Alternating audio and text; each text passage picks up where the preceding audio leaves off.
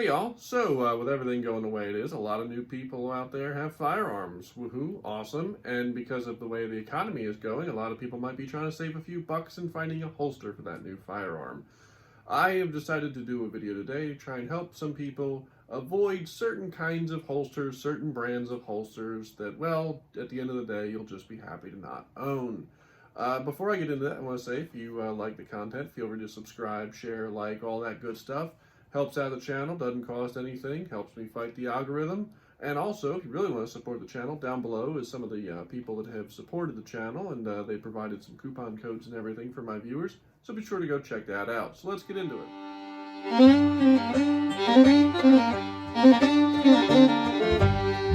Now into the list. Now these are not going to be in any particular order, and sometimes it'll be a particular brand, sometimes it'll be a particular type of holster. So it goes back and forth because certain designs are made by different companies, and maybe one company made it popular. So we're going to start with nylon holsters, Uncle Mike's, and basically anything that has Velcro on it.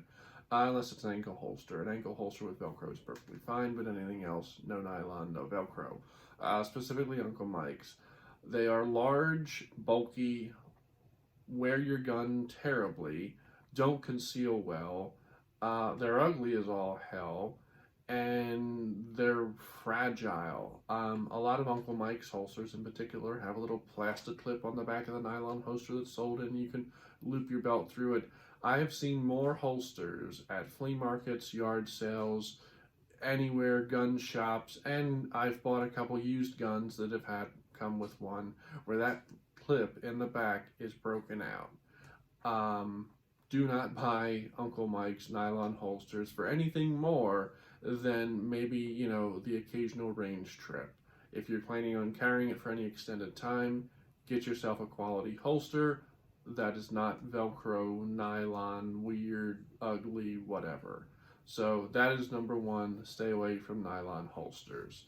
Number two is urban carry. Now, urban carry is, the concept itself is interesting and intriguing, but once you actually put it into practice, horrifying. Basically what you do is, it is kind of a sleeve that you stick your gun into, and then you tuck the whole thing down the front of your pants, and there's like a tab attached to your belt, and you pull up on that tab, and when you pull up on that tab, it brings the whole sleeve and everything up past your belt, and you're able to draw your gun out.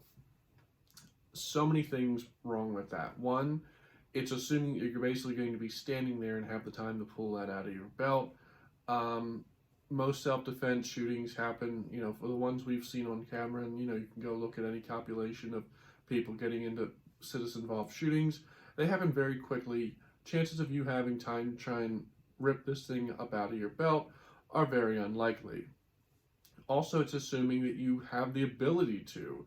Maybe you're on the ground getting, into a fight. Maybe you've got someone on top of you beating the shit out of you, and you need to be able to go, and defend yourself. Pulling something out of your pants is not going to work. Maybe you're running away. Maybe, maybe you're retreating, trying to run away from something, and, you're desperately trying to get your gun out to, maybe you're returning fire, maybe, any number of circumstances. Maybe someone is chasing you with a knife, running, trying to do that. No. I have seen more people test this. I've seen this in person. I've never actually wore one of these because I won't touch them. I won't waste my money on them. I have seen more people that have drawn the gun out of the holster and the gun has flopped out and hit the ground. That is not something you want in any situation, especially not a self-defense situation. So, urban carry holsters, and I think they made a 2.0, which God knows why they did that. I think they maybe made more. Don't quote me on that. I haven't paid a whole lot to the company after they initially came out. Do not buy these. The whole concept of deep conceal is great. That's why they make pocket holsters. So I definitely say look at pocket holsters over this thing. All right, so for number three, we have clip carry. Now, clip carry, and I think there's a couple different companies that make something like this, but I know the main one is clip carry. Basically, this little clip that hooks onto the side of your gun via on the grips or something like that. And basically, you can tuck that in your waistband and hook it onto your pants or your belt without any kind of holster. Keyword, without a holster. Now, Holsters do several things, at least most of them do. They retain your firearm, they protect your firearm from the elements and from the body sweat and everything, that the funk of your body that can corrode and ruin a gun. They make it easy to access the firearm when needed. Plus, they look cool. This does none of those things. This does not protect the finish of your gun because it's one against your body, exposed to the elements, and also, I've seen a couple guns that the clip will actually scratch your finish. It doesn't keep the gun easy to access because it's just this weird little clip that hooks onto the gun and doesn't allow for much retention, because clips like that can easily bend and flex and whatever and lose their strength. The next thing you know, you lean over and the gun flops out, onto the floor. Just really, honestly, not that good of a design. Like, it's not dangerous.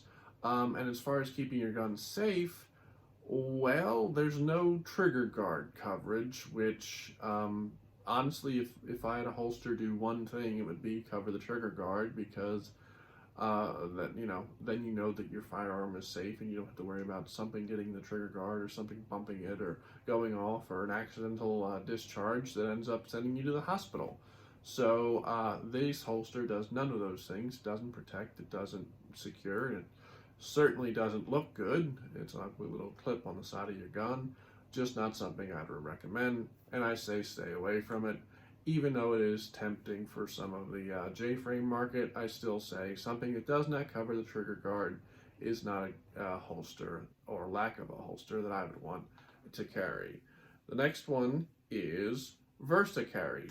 Now, Versacarry is kind of a weird concept. I've never actually tried this holster, but I've seen it in person once.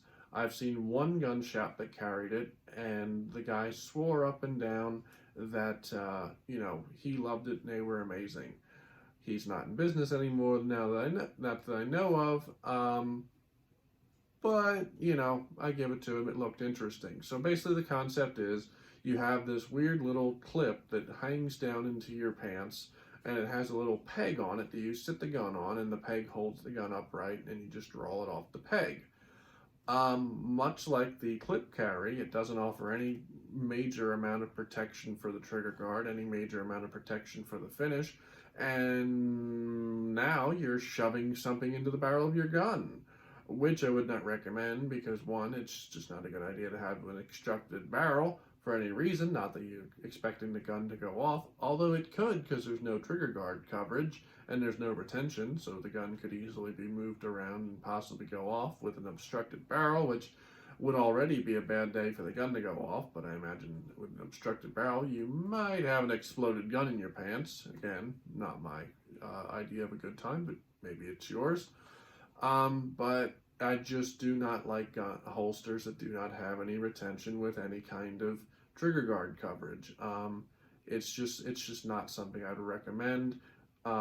Again, it's another holster that's not really a holster. It's claiming to be a holster, but it doesn't really do anything to actually secure the gun. So that is definitely something I would avoid at all costs, because it's not going to serve you well. Now, final thing on this is trigger guard holsters.